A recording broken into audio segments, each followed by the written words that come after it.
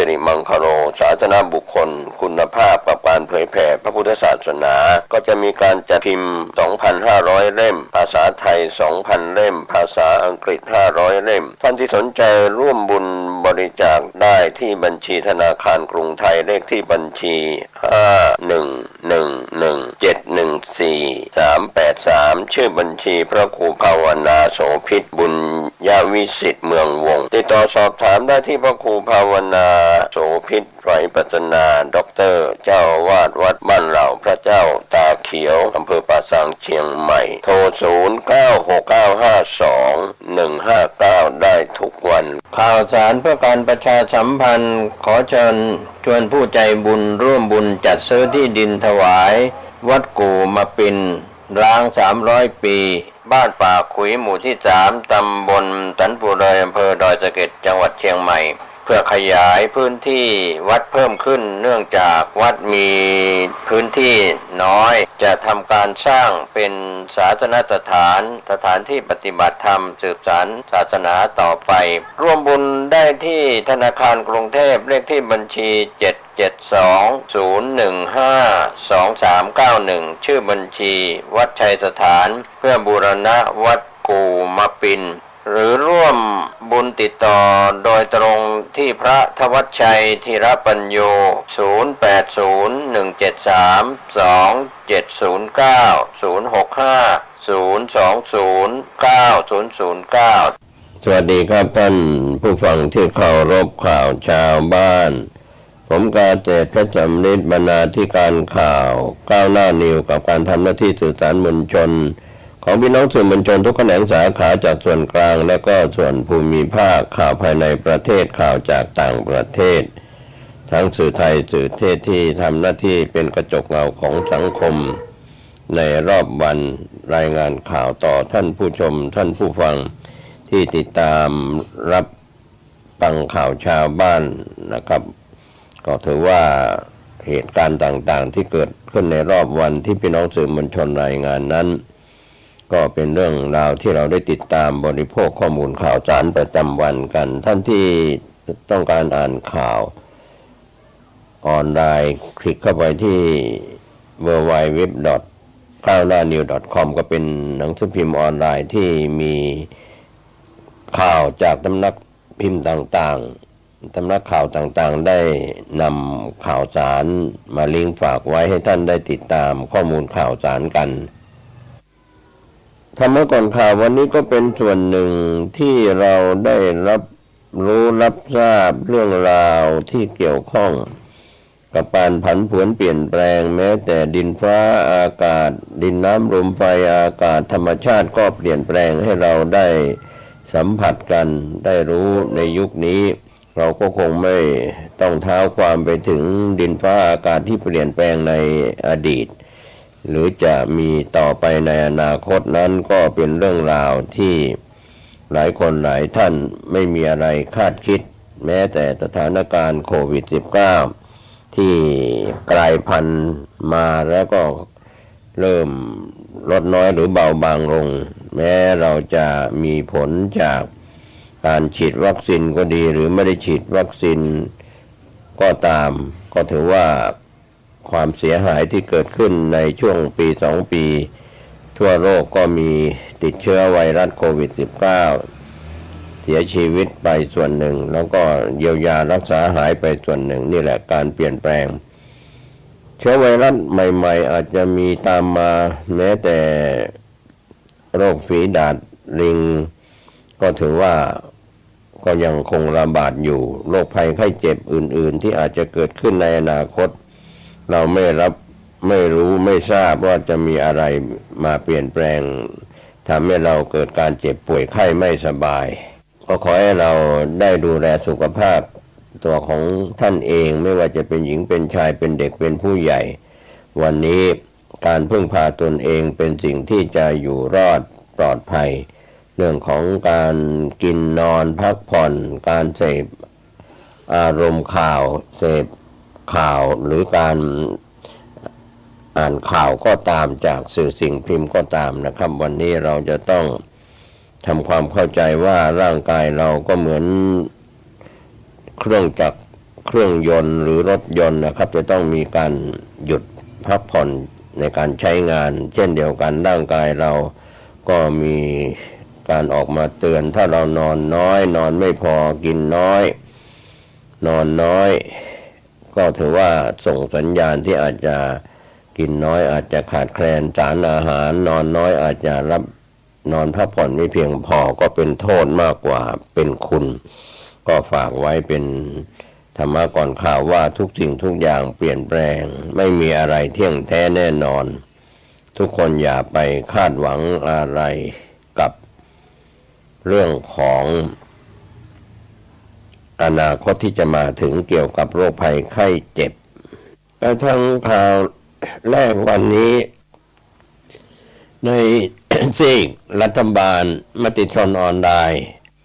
ได้รายงานข่าวถึงรัฐบาลโดยบิ๊กป้อมยันเสียงแข็งยังไม่ปรับคณะรัฐมนตรีหลังนิพนธ์ลาออกรอบิ๊กตู่มาทำเองถ้าศาลให้อยู่ต่อ5 กันยายน 2565ที่ศาลากลางจังหวัดกระบี่พลเอกประวิตรวงษ์สุวรรณนายกรัฐมนตรีรักษาราชการแทนนายกรัฐมนตรีชี้แจงภายหลังการประชุมติดตามสถานการณ์น้ำการคาดการณ์และการบริหารจัดการน้ำในพื้นที่ภาคใต้จังหวัดกระบี่ถึงกรณีนายนิพนธ์บุญญามณีรัฐมนตรีช่วยมหาดไทยยื่นหนังสือลาออกจากตำแหน่งเพื่อต่อสู้คดีไม่เบิกจ่ายเงินค่ารถอเนกประสงค์ซ่อมบำรุงทาง2 คันวงเงินรวม50 ล้านบาทให้แก่บริษัทพลวิทย์เทคพัฒน์จำกัดเมื่อปี 2556 สมัยดำรงตำแหน่งเป็นนายกองค์การบริหารส่วนจังหวัดอบจ.สงขลาโดยพลเอกประวิตรวงษ์สุวรรณกล่าวว่าเดี๋ยวดูก่อนผมเป็นนายกรัฐมนตรีรักษาการไม่สามารถปรับครม.ได้ต้องรอให้การตัดสินออกมาก่อนหากนายกอยู่ต่อนายกก็จะมาทำเองนะครับเรื่องนี้เมื่อถามย้ำว่าจะมีการปรับในส่วนของพรรคพลังประชารัฐหรือไม่พลเอกประวิตรกล่าวว่าไม่ปรับพลเอกประวิตรยังกล่าวถึงการลงพื้นที่ภาคใต้ว่าเป็นไปตามที่เป็นข่าวโดยจะลงพื้นที่ทุกวันจันทร์ต่อเนื่องตลอดทั้งเดือนกันยายนนะครับก็เป็นภารกิจที่รองนายกรัฐมนตรีพลเอกประวิตรวงษ์สุวรรณรักษาการนายกรัฐมนตรีปฏิบัติหน้าที่ในพื้นที่จังหวัดกระบี่นะครับโดยมติชนออนไลน์ได้รายงานข่าวนี้นะครับเรื่องรองนายกรัฐมนตรีรักษาการนายกรัฐมนตรีกล่าวกับทีมข่าวว่าหลังจากนิพนธ์ลาออกรอบิ๊กตู่มาทำเองถ้าศาลตัดสินให้อยู่ต่อนะครับก็ยังไม่ปรับครม.ในช่วงนี้ไปทางด้านข่าวแนวหน้าออนไลน์รายงานข่าวจองเวรไม่เลิกกรรมาธิการปปช.หรือสอบปมนาฬิกาหรูบิ๊กป้อม5 กันยายน 2565ข่าวคืบหน้าเรื่องนี้เรื่องไม่ยอมจบกรรมาธิการปปช.ตามจองเวรบิ๊กป้อมปมนาฬิกาหรูเล่นใหญ่เชิญปีดิยาธรให้ข้อมูลเพิ่มเติมในฐานะผู้จัดการมรดกปัทวาสจี้ปปช.หรือคดีหลังพบหลักฐานใหม่ช่วง 10 นาฬิกาของวันที่ 5 กันยายนที่รัฐสภานายธีรัชชัยพันธุมาศ สส.บัญชีรายชื่อพรรคก้าวไกลในฐานะโฆษกคณะกรรมาธิการการป้องกันและปราบปรามการทุจริตประพฤติมิชอบสภาผู้แทนราษฎรแถลงกรณีนาฬิกาเพื่อนว่าตนได้อภิปรายพลเอกประวิตรวงษ์สุวรรณรองนายกรัฐมนตรีไว้เมื่อตอนการอภิปรายไม่ไว้วางใจครั้งที่ผ่านมาและเป็นการอภิปรายที่ถูกประท้วงมากที่สุดถึง24 ครั้ง ซึ่งเป็นสัญญาณว่าการไปแตะต้องพลเอกประวิตรนั้นไม่ง่ายเพราะพลเอกประวิตรนั้นเป็นรัฐมนตรีที่ทรงอำนาจและมีบารมีมากที่สุดในรัฐบาลชุดนี้มีบารมีมากกว่าตำแหน่งที่ดำรงอยู่จนทุกหน่วยงานในประเทศไม่ว่ากระทรวงหรือองค์กรอิสระก็ไม่กล้าขัดใจพลเอกประวิตรได้โดยนายจิรัชชัยกล่าวเพิ่มเติมว่าก่อนหน้านั้นในการแสดงบัญชีทรัพย์สินของพลเอกประวิตรทั้งปี 51 ปี 54 ปี 55 ปี 57 ไม่เคยแสดงบัญชีทรัพย์สินว่ามีนาฬิกาหรูเป็นของตนเองดังนั้นสื่อมวลชนจึงสืบหาและพบว่าพลเอกประวิตรมีนาฬิกาหรูอีก 20 กว่าเรือนที่ใส่ไปในงานต่างๆโดยเฉพาะช่วงปี 60 มีมากเป็นพิเศษจึงมีการตั้งคำถามว่านาฬิกาหรูมาจากไหนต่อคณะกรรมการป้องกันและปราบปรามการทุจริตแห่งชาติปปช.ก็ได้ตั้งกรรมการสอบต่อมามีการแก้ข้อกล่าวหาว่าเป็นนาฬิกาของเพื่อนชื่อนายปัทวาสสุขศรีวงศ์โดยยืมมาใส่แต่สิ่งที่สำคัญก็คือไม่เคยพบเห็นนายปัทวาสใส่นาฬิกาหรูสักเรือนเดียวใน 20 เรือนที่ปรากฏเป็นข่าวผลการสอบของปปช.เชื่อว่าเป็นนาฬิกายืมเพื่อนมาจึงมีมติ5-3ให้ยุติเรื่องทำให้เป็นสิ่งที่คาใจประชาชนเพราะปี 57 คณะรักษาความสงบแห่งชาติคสช.ตั้งสภานิติบัญญัติแห่งชาติสนช.และวุฒิสภาเพื่อตั้งองค์กรอิสระที่มีสายมาจากคสช.เชื่อมโยงอำนาจรัฐประหารมีการแทรกแซงโดยใช้มาตรา 44 แต่งตั้งกรรมการปปช.และประธานปปช.ก็เป็นอดีตรองเลขาธิการของพลเอกประวิตรถามว่ามีการสอบเรื่องดังกล่าวให้สิ้นกระแสความก่อนยุติเรื่องหรือไม่และส่งเรื่องให้กรมศุลกากรก็ไม่มีการสอบรายละเอียดตนถามว่าทำไมจึงต้องยุติเรื่องนี้และการตรวจสอบบัญชีทรัพย์มรดกก็ไม่มีการดำเนินการตรวจสอบตามพรบความร่วมมือระหว่างประเทศในเรื่องทางอาญาให้อัยการสูงสุดส่งเรื่องไปบริษัทแม่ว่านาฬิกาเหล่านั้นเป็นของใครแต่ปปช.กลับส่งเรื่องไปยังเรียกว่าส่งเรื่องไปอย่างผิดธรรมเนียมจึงทำให้ไม่มีเรื่องส่งกลับโดยนายจิรัชชัยกล่าวว่าต่อมาคณะกรรมาธิการปปช.ตรวจสอบแล้วพบว่าศาลมีคำสั่งแต่งตั้งให้หม่อมราชวงศ์ปิดิยาธรเทวกุลในฐานะเป็นผู้จัดการมรดกเมื่อกรรมาธิการได้เอกสารมาไม่ปรากฏว่ามีนาฬิกาหรูอยู่สักเรือนเดียวแสดงว่าสิ่งที่ตนตั้งข้อสันนิษฐานตอนอภิปรายไม่ไว้วางใจนั้นเป็นจริงปปช.ไม่ได้ตรวจสอบเรื่องนี้โดยรีบสรุปเรื่องจนมีมติ5-3ยุติเรื่องดังกล่าวดังนั้นตามพรบประกอบรัฐธรรมนูญว่าด้วยการป้องกันและปราบปรามการทุจริตมาตรา54บัญญัติว่าห้ามมิให้กรรมการปปช.รับหรือยกเรื่องกรณีปปช.วินิจฉัยเด็ดขาดแล้ว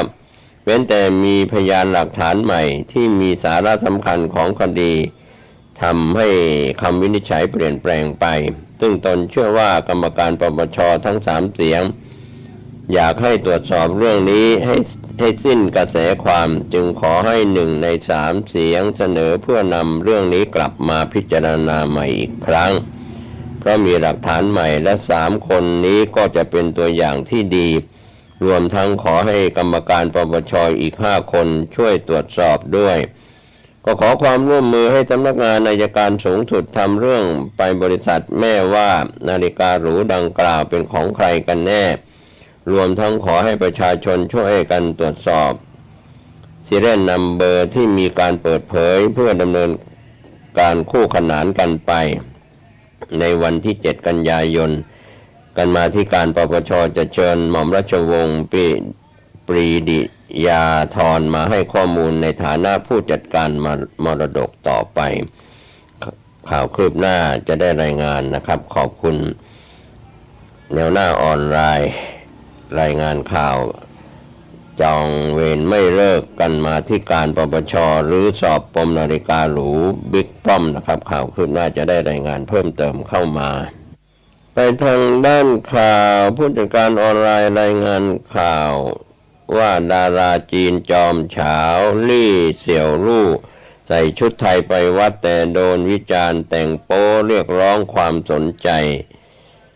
กลายเป็นเรื่องขึ้นมาทันทีหลังจากดาราสาวชาวจีนแผ่นดินใหญ่ลี่เซี่ยวรู่ได้ไปเยือนวัดแห่งหนึ่งที่12 ปันนาและยังเขียนข้อความธรรมะลงในโซเชียลมีเดียส่วนตัวว่าในทำนองว่าเราทุกคนต้องฝึกฝนและปลูกฝังสิ่งดีๆให้กับตัวเองสุดท้ายแสงสว่างจะส่องมาถึงเราเองใช้ชีวิตอย่างไม่เลือกปฏิบัติและตั้งใจสุดท้ายเรื่องดีๆจะมาหาเราเองแต่สุดท้ายประเด็นที่แฟนๆพูดถึงกันมากที่สุดกลับมาเป็นเสื้อผ้าที่ลี่เสี่ยวลู่สวมในการมาเยือนวัดครั้งนี้ที่หลายคนมองว่าเปิดเผยเนื้อหนังและโชว์รูปร่างของเธอมากเกินไปบางคนก็บอกว่าเธอแต่งตัวโป๊ไม่เหมาะสมสำหรับสถานที่และหลายคนก็ยังมองไปในแง่ลบว่าลี่เสี่ยวลู่การมาวัดคราวนี้ก็แค่มาสร้างคอนเทนต์เท่านั้นไม่ได้เกี่ยวข้องอะไรกับเรื่องของศาสนาเลยในเวลาเดียวกันก็ยังมีคนออกมาปกป้องดาราสาววัย39 ปีเหมือนกันว่าเธอสวมชุดแบบนี้เพื่อความเย็นสบายในอากาศที่ร้อนเท่านั้นแต่ชุดดังกล่าวยังเป็นชุดประจำชาติของกลุ่มชาติพันธุ์ชาวไทยที่จัดแห่งนี้ตั้งอยู่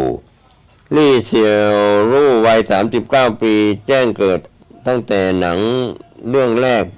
ที่ทำให้เธอคว้ารางวัลม้าทองคำขณะที่มีอายุแค่16 ปีเท่านั้น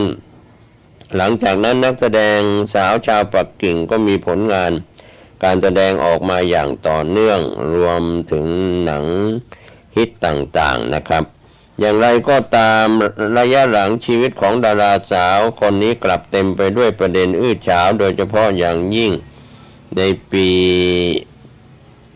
2019ที่มีคลิปที่เธอกอดจูบกันแรปเปอร์หนุ่ม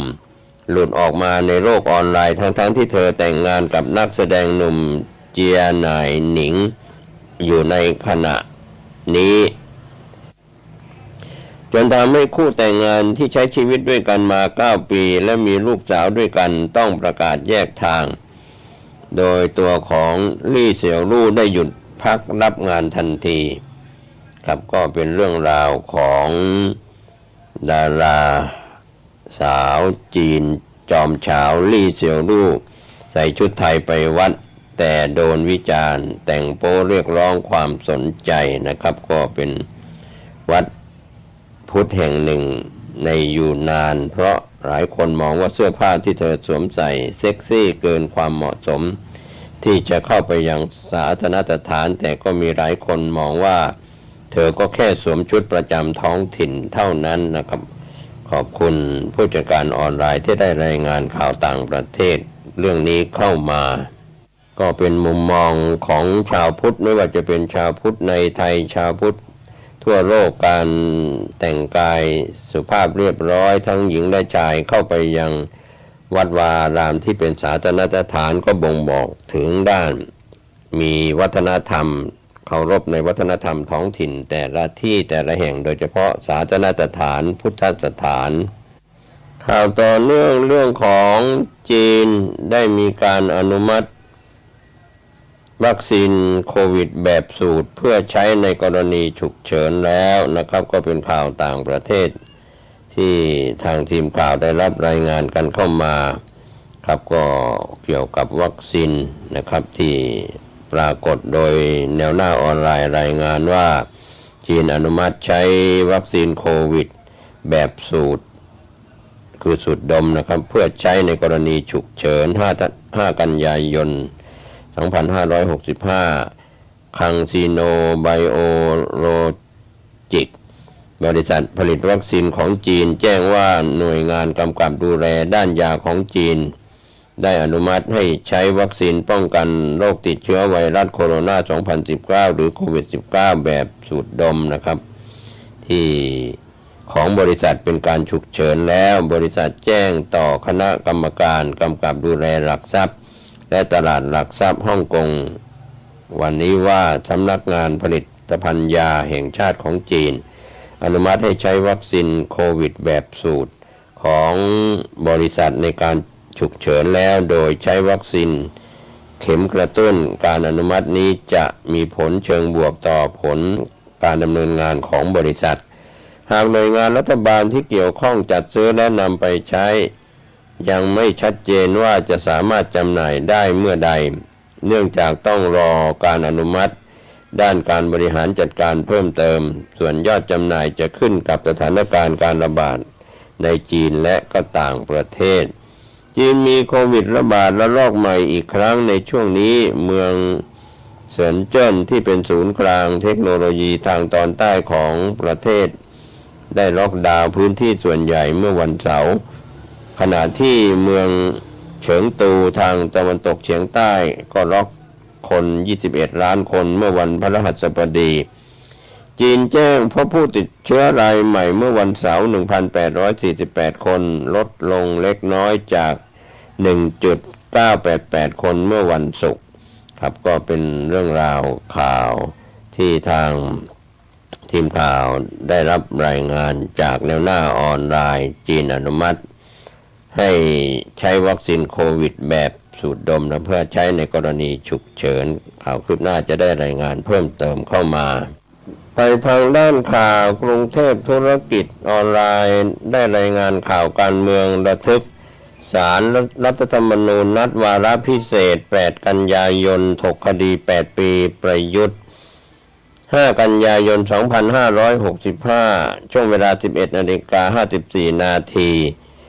ก็ออกมาลุ้นระทึกตุลาการศาลรัฐธรรมนูญนัดประชุมวาระพิเศษ8 กันยายนถกคำชี้แจงแก้ข้อกล่าวหาประยุทธ์ปมนายก8 ปีหากสิ้นสงสัยเคาะวันนัดลงมติได้เลยรอดูกรณีนิพนธ์ด้วยหลังจากเจ้าตัวลาออกรัฐมนตรีช่วยมหาดไทยไปแล้ว5 กันยายน 2565ผู้สื่อข่าวรายงานจากศาลรัฐธรรมนูญว่าในวันพฤหัสบดีที่8 กันยายน 2565ตุลาการศาลรัฐธรรมนูญได้เรียกประชุมวาระพิเศษเพื่อพิจารณาคำร้องของประธานสภาผู้แทนราษฎรที่ขอให้วินิจฉัยวาระการดำรงตำแหน่งนายกรัฐมนตรีของพลเอกประยุทธ์จันทร์โอชารายงานข่าวแจ้งว่าการประชุมในวันที่8 กันยายน 2565 ถือเป็นวาระพิเศษเนื่องจากโดยทั่วไปไม่ได้มีวาระนัดประชุมในวันดังกล่าวมาก่อนโดยก่อนหน้านี้ก็มีการนัดประชุมในวันที่ 14 กันยายน 2565 ซึ่งเป็นวันเดียวกับวันนัดลงมติวินิจฉัยสถานะความเป็นรัฐมนตรีของนายนิพนธ์บุญญามณีอดีตรัฐมนตรีช่วยมหาดไทยเพิ่งทำหนังสือลาออกจากรัฐมนตรีไปในช่วงเช้าของวันที่ 5 กันยายนนี้รายงานข่าวแจ้งอีกว่าสาเหตุที่มีการประชุมวาระพิเศษในวันดังกล่าวเนื่องจากนายวรวิทย์กังสสิเทียมประธานศาลรัฐธรรมนูญแจ้งตุลาการศาลรัฐธรรมนูญที่เหลือว่าได้รับคำชี้แจงของพยานของฝ่ายพลเอกประยุทธ์3 รายเช่นนายมีชัยฤชุพันธ์อดีตประธานคณะกรรมการร่างรัฐธรรมนูญกรท.นายประกรณ์นินประพันธ์เป็นต้นเรียบร้อยแล้วจึงนัดประชุมในวันดังกล่าวเพื่อที่จะอภิปรายคำชี้แจงแก้ข้อกล่าวหาของพลเอกประยุทธ์รวมถึงพิจารณาพยานหลักฐานต่างๆว่าสิ้นข้อสงสัยเพียงพอจะนัดลงมติวินิจฉัยได้หรือไม่หากพบว่ายังไม่สิ้นข้อสงสัยต้องแสวงหาพยานหลักฐานเพิ่มเติมต่อไปแต่หากสิ้นข้อสงสัยจะต้องนัดลงมติวินิจฉัยเป็นไปตามระเบียบ วิธีพิจารณาของศาลรัฐธรรมนูญโดยต้องทอดเวลาออกไปอีกอย่างน้อย15วันเพื่อนัดลงมติวินิจฉัยคดีนี้รายงานข่าวแจ้งเพิ่มเติมว่าในวันที่8กันยายน2565ที่ประชุมอาจมีการหยิบยกคำร้องกล่าวหานายนิพนธ์ขึ้นมาพิจารณาด้วยว่าจะต้องพิจารณาวินิจฉัยต่อหรือสั่งให้ยุติคดีเนื่องจากนายนิพนธ์ได้ยื่นลาออกตำแหน่งรัฐมนตรีช่วยมหาดไทยมีผลวันที่5กันยายนไปแล้วนะครับข่าวคืบหน้าเรื่องนี้จะได้รายงานให้ท่านได้รับรู้รับทราบกันนะครับข่าวในส่วนข่าวการเมืองโดยเฉพาะขอบคุณกรุงเทพธุรกิจออนไลน์รายงานข่าวนี้กันเข้ามาให้ทางด้านข่าวสุดท้ายวันนี้กรุงเทพธุรกิจออนไลน์รายงานข่าวเศรษฐกิจญี่ปุ่นเตรียมไฟเขียวเพิ่มนำเข้าเนื้อสัตว์ไทยอีก8โรงงานนายสัตวแพทย์โสภัทร ชวาลกุลรองอธิบดีกรมปศุสัตว์ชี้แจง5กันยายน2565ว่าคณะผู้ตรวจประเมินจากกระทรวงเกษตรป่าไม้ประมงของประเทศญี่ปุ่น5ท่านเดินทางมาตรวจประเมินรับรองโรงงานแปรรูปเนื้อสัตว์ของไทยเพื่อส่งออกไปยังประเทศญี่ปุ่นโดยได้ดำเนินการตั้งแต่วันที่4ถึง9กันยายน2565รวมสถานประกอบการทั้งหมด8แห่งโดยการตรวจรับรองโรงงานใหม่และขยายการรับรอง6โรงงานตรวจติดตามการรับรอง2โรงงานทั้งนี้ประเทศไทยเป็นผู้ส่งออกเนื้อไก่และก็ผลิตภัณฑ์ติดอันดับท็อป5ของโลกมาโดยตลอดมีประเทศผู้นำเข้าหลักก็คือญี่ปุ่นและสหภาพยุโรปเนื่องจากความเชื่อมั่นของประเทศคู่ค้าต่อสินค้าปศุสัตว์ของไทยที่มีความปลอดภัยได้คุณภาพมาตรฐานสากลและระดับโลกปลอดจากสารตกค้างและสอดคล้องตามระเบียบข้อกำหนดของประเทศคู่ค้าโดยเฉพาะสินค้าในกลุ่มเนื้อสัตว์ปีกเนื้อสุกรจากไทยเป็นสินค้าที่คนญี่ปุ่นชื่นชอบโดยการส่งออกสินค้าปศุสัตว์ในปีที่ผ่านมามีปริมาณกว่า461.20 ล้านตันคิดเป็นเงิน 58,759.36 ล้านบาทอาหารสัตว์เลี้ยง 39.03 ล้านตันมูลค่า 3,267.77 ล้านบาทสำหรับในปี 2565 1 มกราคมถึง 31 กรกฎาคม 2565 ก็ส่งออกเนื้อสัตว์ไปญี่ปุ่นแล้ว 267.65 ล้านตันคิดเป็นเงิน 37,737.51 ล้านบาทและอาหารสัตว์เลี้ยง 24.04 ล้านตันมูลค่า 1,643.70 ล้านบาทประเทศญี่ปุ่นและประเทศไทยมีความสัมพันธ์มิตรภาพอันอบอุ่นและแน่นแฟ้นมายาวนานกว่า600ปีในเดือนกันยายน2565นี้เป็นเดือนพิเศษเนื่องจากเป็นโอกาสการครบรอบ135ปีของการสถาปนาความสัมพันธ์ทางการทูตระหว่างไทยกับญี่ปุ่นเริ่มตั้งแต่26กันยายนพุทธศักราช2430เป็นต้นมาโดยสำหรับด้านปศุสัตว์นั้นทั้งสองประเทศได้มีความร่วมมือทางด้านเทคนิคและโครงการต่างๆมากมายเป็นประโยชน์ในการพัฒนาด้านบุคลากรและนำความรู้มาปฏิบัติงานได้อย่างมีประสิทธิภาพยิ่งขึ้นโดยเฉพาะอย่างยิ่งด้านความปลอดภัยของอาหารกรมปศุสัตว์มุ่งมั่นและพัฒนารักษาคุณภาพมาตรฐานการผลิตสินค้าปศุสัตว์ปลอดภัยอย่างเข้มงวดต่อเนื่องจึงขอให้ทางญี่ปุ่นและทุกประเทศคู่ค้าเชื่อมั่นในระบบการตรวจสอบควบคุมกระบวนการตรวจสอบและควบคุมการผลิตภายใต้การกำกับดูแลของกรมปศุสัตว์สถานประกอบการได้ดำเนินการตามมาตรฐานสอดคล้องตามหลักการและข้อกำหนดด้านความปลอดภัยอาหารเ พื่อส่งออกสินค้าที่ดีที่สุดไปประเทศคู่ค้าอย่างแน่นอนนะครับก็เป็นเรื่องราวข่าวที่เกี่ยวข้องกับเรื่องของญี่ปุ่นส่งเจ้าหน้าที่ตรวจสอบรับรองโรงงานแปรรูปเนื้อสัตว์เพิ่มอีก8แห่งขณะที่ปศุสัตว์มั่นใจพร้อมรับตรวจประเมินชี้ระบบการผลิตได้มาตรฐานตามข้อกำหนดประเทศคู่ค้าได้คุณภาพมาตรฐานสากลและระดับโลกก็เป็นข้อชี้แจงจากนายสัตวแพทย์โสภัทร ชวารกุลรองอธิบดี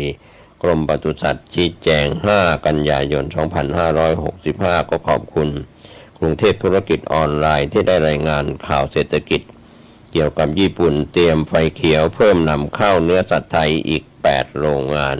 วันนี้ข่าวชาวบ้านหมดเวลาลงผมเกษตรเพชรสำริดบรรณาธิการข่าวก้าวหน้านี้ก็ขอบคุณ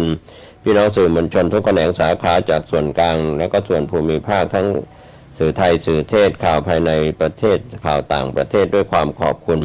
ท่านผู้ชมท่านผู้ฟังท่านที่ติดตามอ่านหนังสือพิมพ์ออนไลน์ผ่านเว็บไซต์ www.9hnanews.com ก็จะได้รับรู้รับทราบข่าวในรอบ24ชั่วโมงจากสื่อไทยสื่อเทศประจำวันขอท่านได้ใช้วิจารณญาณในการรับรู้ข้อมูลข่าวสารในช่องทาง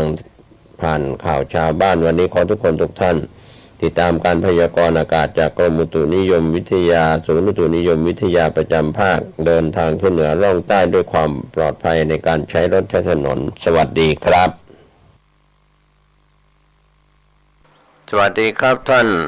ผู้ฟังที่เคารพธรรมสาระวันนี้ผมเกษตรเพชรสำริดดำเนินรายการก็ชวนท่านคุยเรื่องราวต่างๆที่น่าสนใจช่วงนี้ก็มาคิดถึงหลักธรรมที่เป็นคำสอนสำคัญที่เราได้เคยศึกษากันมาแล้วเรื่องของทศพิธราชธรรมก็เป็นการยกย่องเชิดชูสถาบันพระมหากษัตริย์ซึ่งองค์สมเด็จพระบาทสมเด็จพระเจ้าอยู่หัวรัชกาลที่9ที่พระองค์ทรงได้ประพฤติปฏิบัติพระราชธรรม10ประการรวมถึงรัชกาลที่10องค์ปัจจุบันเช่นเดียวกันนะครับพระราชธรรม10ประการที่เราได้เห็นได้รู้หลายท่านก็คงเข้าใจข้อแรกก็คือการให้ทานของพระองค์ท่านนั้นไม่หวังผลตอบแทนไม่หวังผลประโยชน์ข้อที่2การรักษาศีลสำรวมในศีลข้อที่3การบริจาควัตถุสิ่งของแล้วก็ให้ความรู้เป็นทานธรรมะเป็นทานอาชวะพระองค์ทรงมีความซื่อตรงซื่อสัตย์มัทวะพระองค์ทรงมีความอ่อนโยนตบะคือความภาคเพียรอโกรธะไม่โกรธอวิหิงสามีความกรุณาช่วยเหลือพระสงฆ์นิกรขันติคือความอดทนอดกลั้นอวิโลทนะความยึดมั่นในประเพณีนี่ก็เป็นหลักทศพิธราชธรรมที่พระมหากษัตริย์ในยุคต่างๆของประเทศไทยจนถึงปัจจุบันนะครับที่ถือปฏิบัติกันเรียกว่าทศพิธราชธรรมส่วนวันนี้ที่เราจะประพฤติปฏิบัติตามในฐานะเป็นพระสงฆ์นิกรของพระองค์ท่านในปัจจุบันนี้หรือเคยปฏิบัติตามเรียกว่าเจริญรอยตามยุคลบาทพระเจ้าอยู่หัวมาแล้วนะครับหลักธรรมต่างๆที่เดินตามรอยเจริญตามรอยพระยุคลบาทก็มีข้อ10ประการที่น่าสนใจข้อแรกทำงานอย่างผู้รู้จริงและมีผลงานเป็นที่ประจักษ์ข้อที่2มีความอดทนมุ่งมั่นยึดธรรมะและความถูกต้องข้อที่3มีความอ่อนน้อมถ่อมตนเรียบง่ายและประหยัดข้อที่3มุ่งประโยชน์ของคนส่วนใหญ่เป็นหลักข้อที่5รับฟังความคิดเห็นของผู้อื่นเคารพความคิดที่แตกต่างข้อที่6ก็มีความตั้งใจจริงขยันหมั่นเพียรข้อที่7มีความสุจริต ตั้งอยู่ในความดีและความกตัญญูรู้คุณข้อที่8พึ่งตนเองส่งเสริมคนดีแล้วก็คนเก่งข้อที่9รักประชาชนคือพระสงฆ์นิกรของพระองค์ท่านข้อที่10การเอื้อเฟื้อซึ่งกันและกันเหล่านี้นะครับก็ถือว่าเป็นหลักธรรมที่เจริญตามรอยพระยุคลบาทของพระองค์ท่านพระมหากษัตริย์จากยุคอดีตจนถึงองค์ปัจจุบัน10ประการความรู้ดีรู้จริงก็เข้าข่ายสุวิชชาโนภวังโหติผู้รู้ดีเป็นผู้เจริญความอดทนความอดกลั้นก็ยังเราจะต้องปฏิบัติตามรอยพระยุคลบาทของพระองค์ท่านถือว่าความอดทนมีความสำคัญนะครับนอกจากนั้นความอ่อนน้อมถ่อมตนเรียบง่ายแล้วก็ประหยัดอันนี้ก็เป็นแบบของพระองค์ท่านที่พระมหากษัตริย์ได้ถือปฏิบัติเรื่องของการแสดงความอ่อนน้อมถ่อมตนกิริยามารยาทนะครับโดยเฉพาะพระสงฆ์นิกรได้ถือเป็นแบบอย่างดังที่เราได้เคยศึกษาธรรมะกันอยู่เสมอว่าสำเนียงส่อภาษากิริยาส่อสำเนียงนั้นก็เป็นการส่อภาษาว่าเป็นคนไทยภาคเหนือล้านนาภาคเหนือตอนล่างภาคอีสานภาคตะวันตกตะวันออกหรือภาคใต้อันนี้เป็นสำเนียงของคนแต่ละภาคแต่ละจังหวัดอาจจะไม่เหมือนกันหรือสำเนียงของคนต่างชาติต่างประเทศลาวพม่าจีนแผ่นดินใหญ่หรือกัมพูชาเวียดนามในโซนติดกับประเทศไทยหรือในต่างประเทศไม่ว่าจะเป็นมาเลเซียสิงคโปร์หรือโซนยุโรปอเมริกาแอฟริกานะครับโซนเอเชียอีกหลายประเทศที่มีสำเนียงก็เป็นสำเนียงที่ติดมาแต่เกิดส่วนกิริยามารยาทนั้นก็เป็นวัฒนธรรมเขาบอกว่าวัฒนธรรมของไทยความเป็นไทยที่ปรากฏก็คือธรรมเนียมการกราบการไหว้10 นิ้วพนมมือการไหว้การแสดงออกการกราบนี่ก็เป็นเครื่องบ่งบอกนะครับโดยเฉพาะเอกลักษณ์สำคัญของคนไทยก็คือสยามเมืองยิ้มคือยิ้มไว้ก่อนทั้งชายและหญิงนะครับแสดงออกซึ่งเป็นมิตรสัมพันธ์กับแขกผู้มาเยือนครอบครัวของเราหน่วยงานของเราประเทศชาติของเราดังนั้นสยามเมืองยิ้มก็เป็นจุดขายที่จะต้อนรับนักท่องเที่ยวที่เดินทางมาจากต่างแดนต่างประเทศวันนี้สำเนียงของคนไทยก็ยังอ่อนน้อมด้วยรอยยิ้มทั้งชายและหญิงนะครับของความเป็นมารยาทไทยวัฒนธรรมไทยสกุลไทยก็เป็นเครื่องบ่งบอกแต่ถ้าแตกต่างไปกิริยามารยาทแข็งกระด้างมือไม้แข็งอาจจะไม่ใช่เชื้อชาติไทยเป็นเชื้อชาติอื่นที่เขาแสดงความอ่อนน้อมไม่เป็นนะครับก็อาจจะแค่จับมือกันโอบกอดกันอันนี้ก็เป็นวัฒนธรรมของชาติอื่นๆที่ไม่ค่อยจะมีในชาติไทยลูกหลานคนไทยที่เติบโตมาก็แค่การไหว้การแสดงความเคารพการกราบหรือในส่วนของการแสดงออกด้วยรอยยิ้มที่เป็นมิตรกับผู้ที่เป็นเพื่อนบ้านก็ดีหรือเป็นมิตรกับแขกที่มาเยือนดังนั้นธุรกิจท่องเที่ยวในประเทศไทยจึงเป็นจุดขายหรือจุดดึงดูดนักท่องเที่ยวชาวต่างชาติเรื่องของวัฒนธรรมไทยประเพณีไทยเอกลักษณ์ของไทยก็ถือว่าประเทศไทยในปัจจุบันเรามีกระทรวงวัฒนธรรมที่จะต้องฟูมฟักเรื่องของรอยยิ้มวัฒนธรรมการแต่งกายของความเป็นไทยชุดไทยหรือแม้แต่นางงามที่ไปประกวดในนานาชาติในระดับโลกระดับเอเชียหรือระดับไหนก็ตามก็ยังมีวัฒนธรรมของไทยโดยชุดแต่งกายแบบไทย ดังนั้นวันนี้เราก็คงจะต้องส่งเสริมโดยเฉพาะพ่อแม่อบรมลูกหลานปัจจุบันนั้นไปนำเรื่องของวัฒนธรรมตะวันตกนุ่งน้อยห่มน้อยกันมาใช้เสียเป็นส่วนใหญ่ลูกหลานทั้งชายและหญิงก็อาจจะเป็นค่านิยมแฟชั่นที่เป็นความเห่อเหิมกันไปตามว่าเป็นนักเรียนนอกจบจากต่างประเทศมาก็เอาวัฒนธรรมของฝรั่งชาวตะวันตกมาแต่ก็อย่าลืมวัฒนธรรมไทยความเป็นคนไทยลูกหลานไทยหลายท่านอาจจะไปหนีร้อนไปพึ่งเย็นในต่างประเทศแต่ก็ยังไม่ลืมคำว่าวัฒนธรรมไทยประเพณีไทยโดยเฉพาะคนไทยกับการนับถือพระพุทธศาสนาไปต่างแดนก็มีวัดไทยในต่างแดนมีพระคุณเจ้าไปอยู่ในต่างแดนวัดไทยในต่างแดนก็กระจายกระจรกระจายไปทั่วโลกทุกทวีปทุก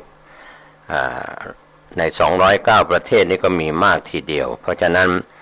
พระธรรมทูตจากไทยหรือจากประเทศอื่นๆที่ก็มีธรรมทูตไปเผยแผ่พระพุทธศาสนาไม่ว่าจะไทยพม่าลังกาลาวอินเดียในส่วนของลังกาหรือในโซนอื่นๆเกาหลีหรือจีนแผ่นดินใหญ่อะไรก็แล้วแต่ทั้งฝ่ายเถรวาทและมหายานดังนั้นองค์การพุทธศาสนาของโลกจึงกระจรกระจายไปในหลายประเทศที่เราก็ถือว่าเป็นที่ยอมรับแต่ละประเทศที่ยอมรับนับถือพระพุทธศาสนานั้นก็มีหลักธรรมที่นำไปใช้ในคำสอน 84,000 พระธรรมขันธ์นะครับโดยเฉพาะการเข้าถึง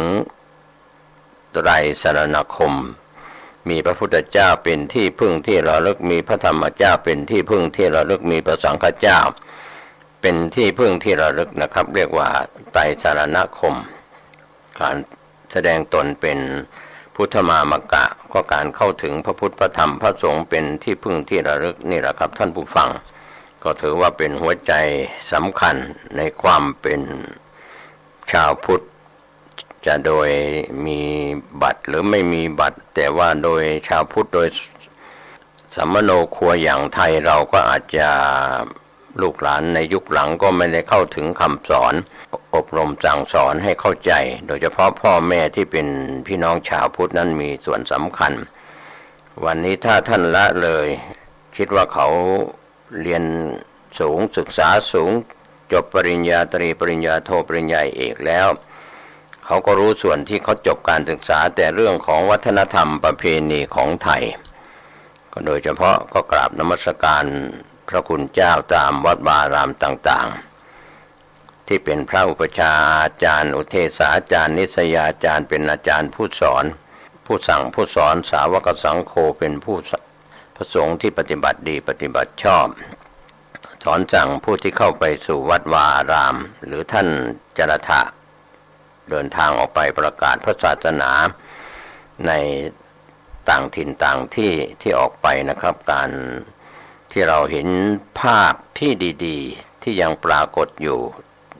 ก็คือเรื่องของการกล่าวสัมโมทนียกถามีประธานสงฆ์หรือพระเถรานุเถระรูปใด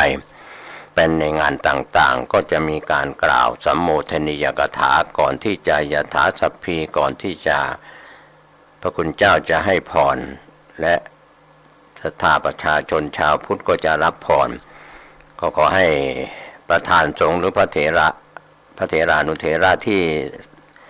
มีความรู้ก็ให้โอวาทคำสอน5 นาที10 นาทีที่เป็นการกล่าวสัมโมทนียกถาข้อคิดเตือนจิตเตือนใจในงานนั้นนะครับที่พระคุณเจ้าได้เดินทางไปแล้วอย่าเสียโอกาสที่เราจะเผยแผ่พระพุทธศาสนาโดยเฉพาะคำสอนออกจากปากของท่านที่ออกมาจากจิตใจของท่านผ่านการศึกษาผ่านการปฏิบัติมาดีแล้วนะครับพระเถระครูบาอาจารย์อยู่ตามวัดวารามต่างๆส่วนพ่อแม่ที่ศึกษาธรรมปฏิบัติธรรมในโอกาสที่ลูกหลานอาจจะมาในเทศกาลสงกรานต์ในเทศกาลงานสำคัญกลับบ้านมาสู่อ้อมอกของครอบครัวพ่อแม่ญาติพี่น้อง เพื่อนสนิทมิตรสหายโดยเฉพาะ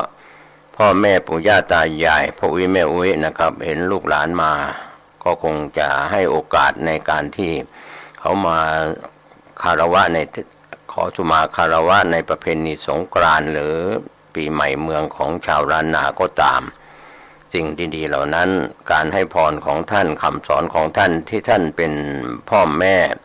เป็นปู่เป็นย่าเป็นตาเป็นยายเป็นพ่ออุ้ยแม่อุ้ยลุงป้าน้าอาก็แล้วแต่ก็โอกาสให้คำสอนเล็กๆน้อยๆแต่เป็นข้อคิดที่เขาอาจจะไม่ได้จากอินเทอร์เน็ตโทรศัพท์มือถือหรืออาจจะไม่ได้จากงานเผยแผ่พระพุทธศาสนาทางวิทยุกระจายเสียงทางทีวีหรือสื่อสิ่งพิมพ์ต่างๆอาจจะขาดไปหรือเขาอาจจะไม่ได้สนใจพ่อแม่เป็นผู้หล่อหลอมเป็นผู้ให้กำเนิดมาแล้วก็อย่าทิ้งอย่าใช้วัฒนธรรมตะวันตกเมื่อโตแล้วก็เรียกว่าใช้ศัพท์แบบชาวบ้านว่าปัดก้นพ้นโตแล้วเป็นหนุ่มเป็นสาวแล้วรู้เดียงสาแล้วเขาไม่ต้องไปอบรมไปสั่งสอนไม่แนะนำอะไรที่ควรไม่ควรเรื่องสำเนียงสอภาษากิริยาสอสกุลสำคัญนะครับเรื่องของลูกหลานเราในปัจจุบันอาจจะมือไม้แข็งเจอผู้ใหญ่ก็ไม่อ่อนน้อมไม่แสดงความเคารพไม่ไหว้ไม่แสดงความเคารพมือไม้แข็งนะครับวัฒนธรรมไทยเราก็เสียอาจจะไปเอาวัฒนธรรมทางตะวันตกมาเราก็ไม่ว่าแต่ก็อย่าลืมความเป็นคนไทยวัฒนธรรมไทยนะครับยังเป็นสิ่งที่ยังเรียกว่าเป็นจุดขายในด้านการท่องเที่ยวคนไทยที่เดินทางไปต่างประเทศเราจะมีสามีเป็นชาวต่างชาติมีภรรยาเป็นชาวต่างชาติหรือเป็นคนไทยด้วยกันไปอยู่ต่างแดนเราก็ไม่ลืมพาลูกพาหลานเข้าวัดไทยในต่างประเทศดังนั้นก็ต้องอนุโมทนาสาธุการมหาเถรสมาคมคณะสงฆ์ไทยจึงให้ความสำคัญพระธรรมทูตในสายต่างประเทศและธรรมทูตในประเทศก็มีงานเผยแผ่ออกประกาศธรรมมีพระคุณเจ้าภิกษุสามเณรที่เป็นบัณฑิตจบปริญญาธรรมจบการศึกษาปริยัติธรรมจบมหาวิทยาลัยสงฆ์ทั้งสองแห่งมีความรู้และจบการปฏิบัติเป็นวิปัสสนาจารย์เป็นอาจารย์ผู้สอนกรรมฐานก็ช่วยกันทั้งปริยัติปฏิบัตินะครับที่เป็นสายธรรมทูตก็เป็นเรื่องที่ถ้าเรามองเห็นในเรื่องของการเจริญรอยตามยุคลบาทพระบาทสมเด็จพระเจ้าอยู่หัวทุกๆพระองค์ที่ผ่านมาจนถึงองค์ปัจจุบันท่านก็ยังปฏิบัติตามทศพิธราชธรรมและเราในฐานะประสบนิกรของพระองค์ท่านก็คงไม่กล่าวถึงกลุ่มใหม่ที่ยกกี่นิ้วก็แล้วแต่นะครับก็ถือว่าเป็นเรื่องของความคิดในระบอบประชาธิปไตยแสดงออกตามระบอบประชาธิปไตย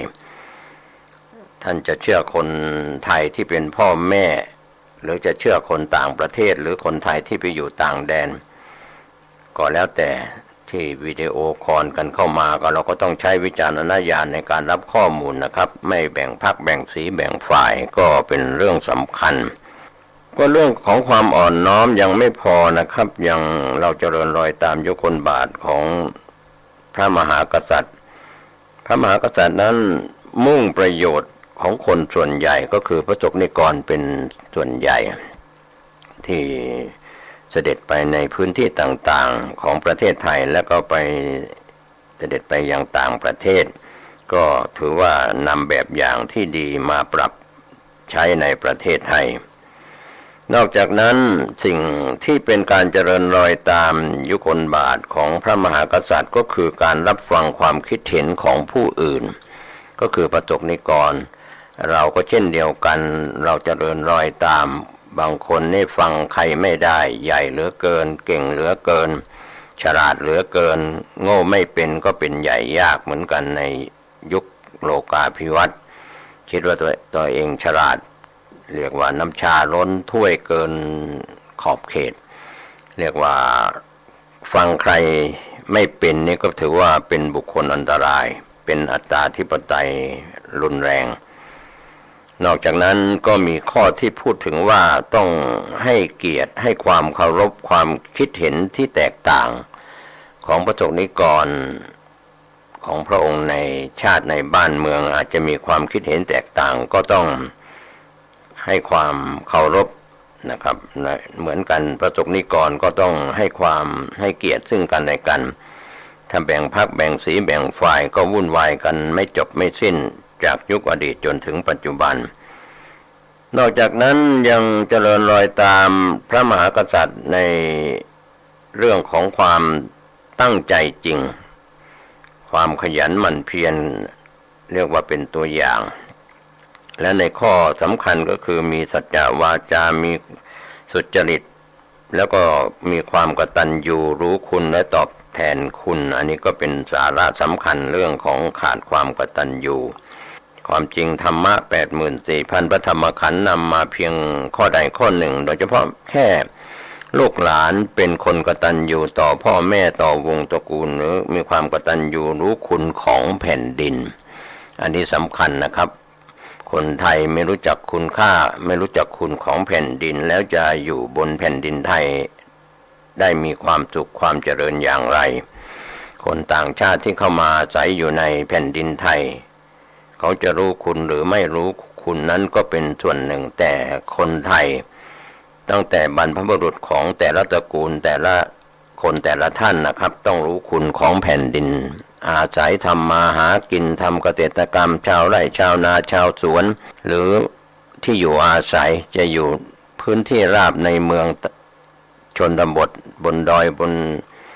ที่ไหนก็ตามถ้าไม่รู้จักคุณคำว่าแผ่นดินไทยขวานทองของเราสมมุติว่าไม่รู้จักก็ถือว่าเป็นคนอกตัญญูไม่รู้จักคุณแผ่นดินคุณค่าของแผ่นดินไทยก็มีแม่ธรณีซึ่งเป็นเทพเจ้าแผ่นดินที่เป็นภูมิมัทเทวดาชั้นจาตุมมหาราชิกาภูมิคือแผ่นดินที่เราทำมาหากินดังนั้นเราก็เคยพูดถึงชาวจีนโพ้นทะเลเสือผืนหมอนใบข้ามน้ำข้ามทะเลมาเห็นแผ่นดินไทยหรือในถิ่นใดก็ตามมีต้นไม้สีเขียวมีน้ำไหลมีน้ำมีต้นไม้ใบหญ้าเขียวชอุ่มเขาก็มองแล้วว่ารอดตายเขาจะอยู่ได้ในถิ่นนั้นๆความสมบูรณ์ของธรรมชาติของแผ่นดินก็ทำให้เราอาจจะขาดความกตัญญูไม่รู้คุณของแผ่นดินทุกวันนี้ก็คนมีอันจะกินก็เป็นนักลงทุนซื้อแผ่นดินซื้อที่ดินเพื่อเก็งกำไรหรือไว้ทำโรงงานทำกิจการอะไรต่างๆมากมายแต่ท่านก็ต้องรู้คุณของแผ่นดินรู้คุณของแม่น้ำลำคลองรู้คุณของธรรมชาติดอยป่าภูเขาต่างๆถ้าถูกทำลายที่ไม่รู้จักคุณค่าของธรรมชาติก็เป็นอันตรายนะครับความกตัญญูรู้คุณของสิ่งที่เป็นธรรมชาติรอบตัวเราก็เรียกว่าแท่งปูนเกิดขึ้นไปทำลายต้นไม้ใบหญ้าสีเขียวพื้นที่สีเขียวก็หายไปดังนั้นสิ่งที่เป็นธรรมชาตินั้นจะคอยโอบอุ้มเราแต่ถ้าเราทำลายดินน้ำลมไฟต้นไม้ใบหญ้าทำลายธรรมชาติก็ไม่รู้คุณไม่ตอบแทนแผ่นดินก็อาจจะเป็นอันตรายในเรื่องของอากาศร้อนดินฟ้าอากาศฝนตกต้องไม่ตามฤดูกาลและข้อสำคัญที่เราคิดถึงและพูดถึงกันอยู่เสมอเรื่องของการพึ่งพาตนเองทุกๆชีวิตทุกๆครอบครัวทุกๆหน่วยงานโดยเฉพาะทุกๆสถาบันครอบครัวจะทำอย่างไรที่จะพึ่งพาตนเองได้ก็เจริญรอยตามยุคลบาทในข้อเรียกว่าเศรษฐกิจพอเพียงที่พระองค์ท่านได้เคยพร่ำสอนให้เรียกว่าบรมราโชวาทสอนสั่งสอนประชาชนให้คำว่าเศรษฐกิจพอเพียงก็คือพึ่งพาตนเองได้ส่งเสริมให้คนเหล่านั้นเป็นคนดีคนเก่งสามารถเอาตัวรอดได้เราก็เจริญรอยตามที่ว่าเป็นคนดี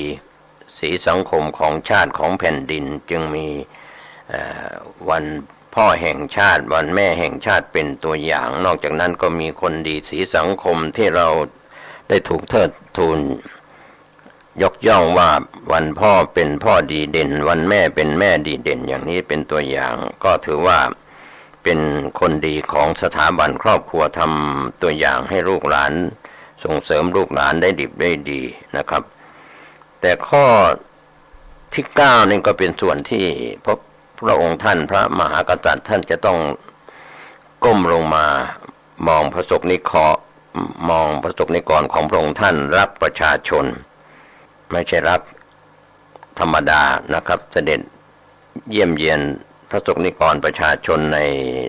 ภูมิภาคต่างๆพระสงฆ์นิกรก็ได้มีโอกาสถวายต้อนรับในโอกาสที่พระมหากษัตริย์หรือสถาบันบรมวงศานุวงศ์เสด็จไปในพื้นที่ต่างๆประชาชนรักพระองค์พระองค์ก็ทรงรักประชาชนก็เป็นภาพลักษณ์ที่ดีและสิ่งสำคัญข้อสุดท้ายที่เราดำเนินรอยตามยุคลบาทข้อสุดท้ายนั้นก็คือการเอื้อเฟื้อซึ่งกันและกันฐานะการงานการเงินของพระสงฆ์นิกรนั้นมีไม่เท่ากันบางคนก็เป็นเศรษฐีมหาเศรษฐีบางคนก็พอกินพอใช้บางคนก็เป็นข้าราชการบางคนก็ทำงานรัฐวิสาหกิจหรือบางคนก็ทำงานเอกชนหรือหลายท่านก็เรียกว่าอยู่อย่างเป็นพี่น้องเกษตรกรชาวไร่ชาวนาชาวสวนชาวประมงชาวเลอะไรก็แล้วแต่นะครับก็เอื้อเฟื้อซึ่งกันและกันยามทุกข์ยามยาก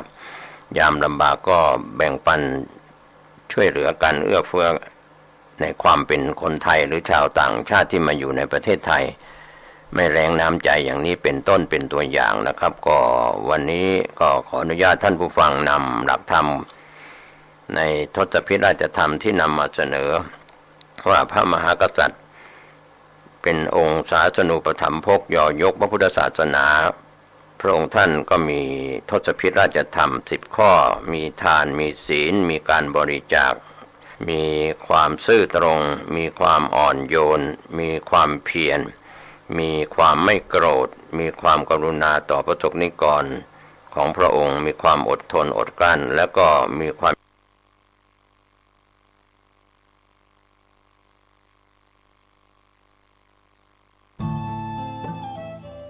ท่านกำลังติดตามรับฟังสถานีวิทยุกระจายเสียงพระพุทธศาสนาแห่งชาติและสังคมคลื่นเพื่อการศึกษาพระพุทธศาสนาและวัฒนธรรมระบบ FM 104.5 เมกะเฮิรตซ์รายการต่อไปเป็นรายการเสียงธรรมจากวัดศรีโสดา